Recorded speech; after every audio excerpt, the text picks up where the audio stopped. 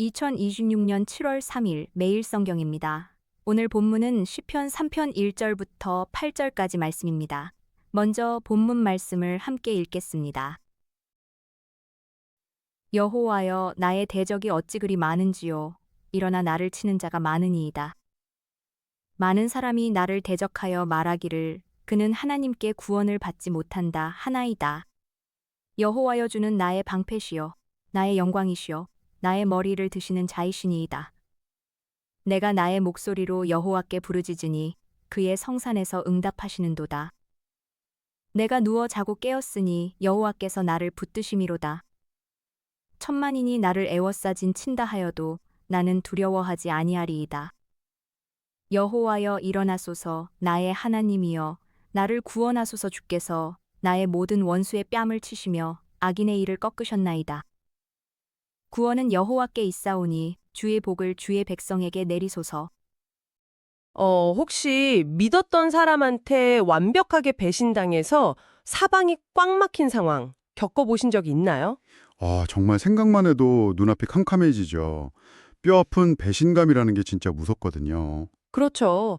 오늘 우리가 깊이 파헤쳐볼 매일 성경 본문 시편 3편 1절에서 8절이 딱 그런 기막힌 상황을 다루고 있습니다. 네, 다윗 왕이 자기가 가장 사랑했던 아들 압살롬의 쿠데타를 피해서 막 맨발로 도망치는 중인 그런 역사적 배경이 있죠. 맞아요. 그런데 오늘 우리의 미션은 이겁니다. 이 끔찍한 절망 속에서 다윗이 도대체 어떻게 맹타를 부여잡고 심지어 단잠을 잘 수 있었는가? 오늘 시편 3편 1절에서 8절을 통해서 그 핵심 신학과 적용점을 파헤쳐보겠습니다. 좋습니다. 여기서 제일 먼저 주목해야 할 건 다윗이 겪는 고통의 진짜 정체예요. 1절과 2절을 보면 사실 다윗을 가장 아프게 한 건 칼끝이 아니었거든요. 그럼 뭐였죠? 원수들의 조롱이었나요? 정확합니다. 원수들이 넌 이제 끝났다, 하나님도 널 버렸다고 막 비아냥거리는 거죠. 사실 물리적인 위협보다 그런 영적인 심리전이 사람을 더 미치게 만들잖아요. 하나님께 도움을 얻지 못한다는 말은 진짜 영혼을 베는 칼이었을 텐데요. 그러니까요. 본문을 자세히 보면 홀로 남겨진 다윗하고 헤아릴 수 없이 많은 대적이 아주 극명하게 대조됩니다. 숫자 차이가 어마어마하네요. 네, 근데 이게 단순한 숫자 싸움이 아니에요. 경건한 신자의 멘탈이 무너지는 가장 취약한 지점이 바로 여긴데 하나님과의 관계 자체를 끊어버리려는 사탄의 집요한 공격을 시적으로 표현한 거죠. 가장 아픈 곳을 찌르는 거군요.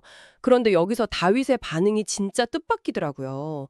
그 조롱에 똑같이 말로 맞받아치지 않고 3절을 보면 시선을 확 돌려서 하나님을 나의 방패라고 부릅니다. 네, 아주 중요한 논리적 전환이죠. 보통 우리가 방패라고 하면 왜 앞에서 날아오는 화살만 막는 좁은 나무 판자 같은 거 떠올리잖아요. 그렇죠. 일반적인 방패는 그렇습니다. 근데 제가 자료를 좀 찾아보니까 이게 앞만 막는 게 아니라 그 SF 영화에 나오는 360도 전방위 방어막? 그러니까 포스피드 같은 개념이더라고요. 이 방어막의 스위치를 켠 게 다윗의 시각을 어떻게 바꾼 건가요? 시야가 완전히 달라진 거죠. 다윗이 여기서 쓴 시보리어 마겐이라는 단어가 실제로 사방을 완벽하게 에워싸는 보호를 뜻하거든요. 그리고 더 흥미로운 건 그 다음 고백이에요. 어떤 고백이죠? 다윗이 하나님을 나의 머리를 드시는 분이라고 부릅니다. 고대 법정을 한번 상상해 보세요. 반역 혐의를 받고 수치심에 고개를 푹 숙인 피고인이 있는데 네, 완전 절망적인 상황이죠. 그때 재판장이 다가와서 그 피고인의 톡을 들어올리면 너는 무죄다 라고 선언하는 행동과 같은 겁니다. 와, 대박이네요. 수많은 적들 앞에서 산산조각난 다윗의 명예를 하나님이 직접 회복시켜 주신다는 엄청난 선언이군요. 맞습니다. 신학적으로 아주 중요한 은유죠. 잠깐만요. 머리로는 그 360도 완벽한 보호막 그리고 명예회복 다 이해가 가거든요.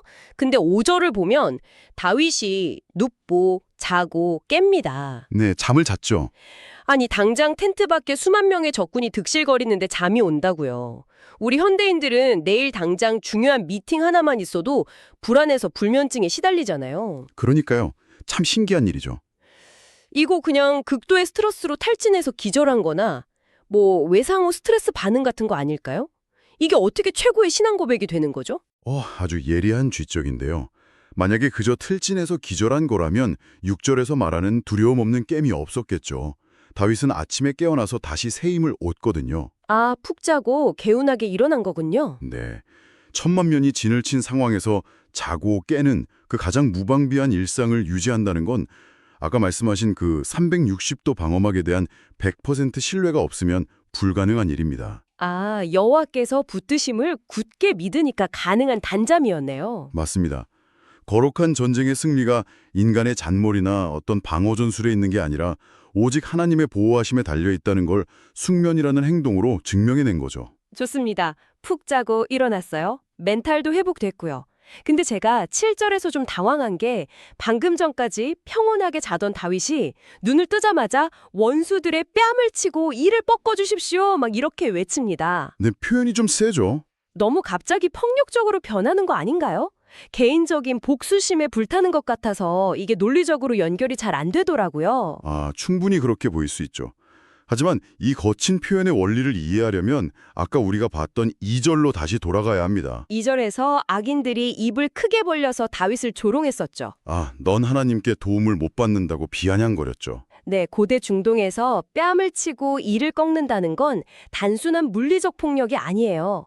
치명적인 모욕을 주면서 그 악한 거짓말쟁이들의 입을 단번에 다물게 하는 재판관의 징벌 행위거든요. 그러니까 다윗이 직접 칼을 들고 사적인 복수심을 하겠다는 게 아니군요. 아닙니다. 자신을 조롱하던 그 입을 하나님께서 직접 닫게 하시고 수치스러운 징벌을 내려달라는 공적인 요청인 거죠. 온전한 승리와 구원이 오직 여호와께만 있다는 걸 8절에서 확정짓는 겁니다. 와, 그렇게 메커니즘이 연결되는군요. 영혼을 뒤흔드는 조롱에 맞서서 내 손으로 칼을 빼드는 대신 360도 방패를 신뢰하고 단잠을 자는 것, 그리고 여호와의 구원과 정의를 온전히 맡기는 그 모든 과정이 시편 3편 1절에서 8절 안에 다 들어있었네요. 그렇습니다. 여러분, 우리의 진정한 희망과 안전은 사람들의 평가나 인간의 힘이 있지 않습니다. 오직 우리를 사방으로 두르시는 하나님 안에 있죠. 처음에 우리가 나눴던 그 답답한 사면초가의 상황으로 다시 돌아가 보죠. 지금 혹시 여러분 귓가에도 너는 이제 끝났다고 속삭이는 조롱의 소리가 있나요? 참 견디기 힘든 소리죠. 오늘 밤 여러분도 그 360도 방어막의 스위치를 켜보시길 바랍니다. 구원이 온전히 하나님께만 속해 있다는 이 굳건한 선언이 오늘 밤 여러분의 수면의 질을 어떻게 바꿔놓을지 직접 경험해 보시면 좋겠네요. 오늘 깊은 탐구는 여기까지입니다. 성경을 읽겠습니다. 시편 120편에서 123편 말씀입니다. 내가 환난 중에 여호와께 부르짖었더니 내게 응답하셨도다. 여호와여, 거짓된 입술과 속이는 혀에서 내 생명을 건져 주소서. 너 속이는 혀여, 무엇을 내게 주며 무엇을 내게 더할꼬. 장사의 날카로운 화살과 로뎀 나무 숯불이로다. 메색에 머물며 계달의 장막 중에 머무는 것이 내게 화로다. 내가 화평을 미워하는 자들과 함께 오래 거주하였도다. 나는 화평을 원할지라도 내가 말할 때에 그들은 싸우려 하는도다. 내가 산을 향하여 눈을 들리라. 나의 도움이 어디서 올까? 나의 도움은 천지를 지으신 여호와에게서로다. 여호와께서 너를 실족하지 아니하게 하시며 너를 지키시는 이가 졸지 아니하시리로다. 이스라엘을 지키시는 이는 졸지도 아니하시고 주무시지도 아니하시리로다.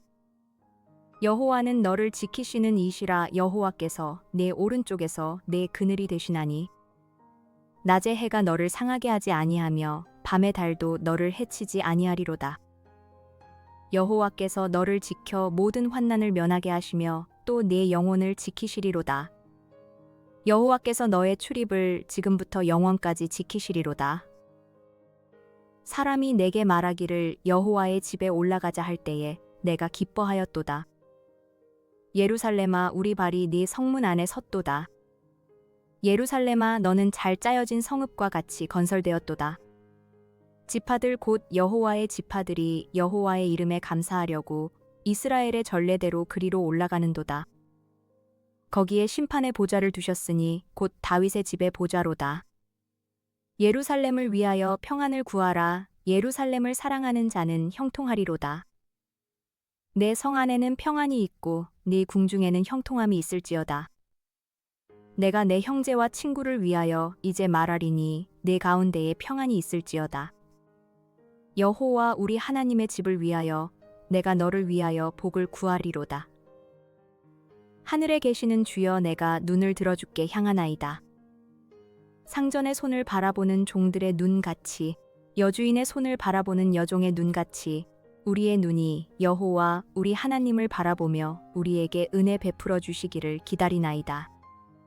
여호와여 우리에게 은혜를 베푸시고 또 은혜를 베푸소서. 심한 멸시가 우리에게 넘치나이다. 안일한 자의 조소와 교만한 자의 멸시가 우리 영혼에 넘치나이다. 오늘의 뉴스를 듣고 함께 기도하겠습니다. 정부는 비상경제점검회의를 열고 중동 정세와 물가, 에너지 수급, 금융시장, 민생복지 대응 상황을 점검했습니다. 특히 물가 안정과 취약계층 보호를 최우선 과제로 삼겠다고 밝혔습니다. 경제지표의 회복이 숫자에만 머물지 않고 장바구니와 월세, 의료비를 걱정하는 가정들의 실제 숨통을 틔워주기를 바라봅니다. 지역사회 통합돌봄 시행 100일 동안 4만 6천여 명이 서비스를 신청했고 3만 7천여 명에게 맞춤형 서비스가 연계됐습니다. 이 제도는 아프거나 혼자가 된 이들이 병원과 시설로만 밀려나지 않고 살던 곳에서 의료와 요양, 돌봄을 함께 받을 수 있도록 돕는 흐름입니다. 돌봄이 필요한 사람들이 제도 밖에서 오래 기다리지 않고 지역 공동체 안에서 다시 일상을 이어갈 수 있기를 소망합니다. 금융위원회는 청년 모두를 위한 1대1 맞춤형 재무상담 신청을 7월 6일부터 시작한다고 밝혔습니다. 만 19세부터 34세까지의 청년이라면 무료로 상담을 신청할 수 있고 재무 상황에 맞춘 상담과 금융생활 지원을 받을 수 있습니다. 빚과 불안정한 소득, 미래에 대한 막막함 속에 있는 청년들이 혼자 버티지 않고 건강한 도움을 만날 수 있기를 바랍니다. 공정거래위원회와 한국소비자원은 비만 치료제 등 주사제 사용이 늘어나는 가운데 이상 반응에 대한 소비자 안전주의보를 발령했습니다. 최근 주사제 투여 뒤 복통과 발열 등 위해 사례가 보고되면서 정해진 용법과 의료진 안내를 따르는 일이 중요하다고 당부했습니다. 건강과 외모에 대한 불안이 무리한 선택으로 이어지지 않고 몸을 지키는 지혜와 안전한 의료 이용 문화가 세워지기를 기도합니다. 개인정보보호위원회는 개인정보 보호 현장 간담회를 열고 디지털 환경에서 커지는 개인정보 침해 위험과 대응 방안을 논의했습니다. 인공지능과 온라인 서비스가 일상 깊숙이 들어오면서 개인의 얼굴과 목소리, 생활 정보가 더 쉽게 수집되고 악용될 수 있다는 우려가 커지고 있습니다. 기술의 편리함이 사람의 존엄을 해치지 않도록 약한 이들의 정보와 사생활이 안전하게 보호되는 사회가 되기를 바랍니다.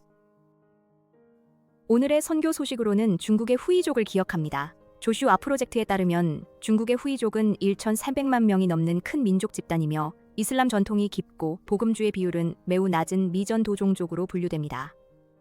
긴 역사와 공동체 전통 속에서 살아가는 이들에게 복음을 들을 기회가 열리고 그 땅을 섬기는 사역자들에게 지혜와 사랑이 더해지기를 소망합니다. 함께 기도합시다. 물가와 생활비 부담 속에 있는 취약계층과 서민 가정들을 주님께서 붙드시고 정부와 지역사회가 실제 삶을 살피는 책임 있는 보호의 통로가 되게 하소서. 홀로 아프거나 돌봄이 필요한 이들이 제도 밖에 방치되지 않게 하시고 지역사회 통합 돌봄이 외로운 이웃들의 일상을 다시 이어주는 따뜻한 손길이 되게 하소서. 빚과 불안정한 소득, 미래에 대한 두려움 속에 있는 청년들이 혼자 무너지지 않게 하시고 지혜로운 상담과 건강한 재정 습관을 통해 다시 설 힘을 얻게 하소서. 주사제와 의약품을 사용하는 이들이 안전한 안내와 보호를 받게 하시고 건강과 외모에 대한 불안이 무리한 선택으로 이어지지 않도록 몸을 귀히 여기는 지혜를 허락하소서. 디지털 시대에 개인의 정보와 사생활이 안전하게 보호되게 하시고 중국의 후이족에게 복음을 들을 길이 열리며 그 땅을 섬기는 사역자들에게 사랑과 지혜를 더하여 주소서. 나라와 민족, 열방, 선교지와 섬기는 교회를 위해 기도합시다.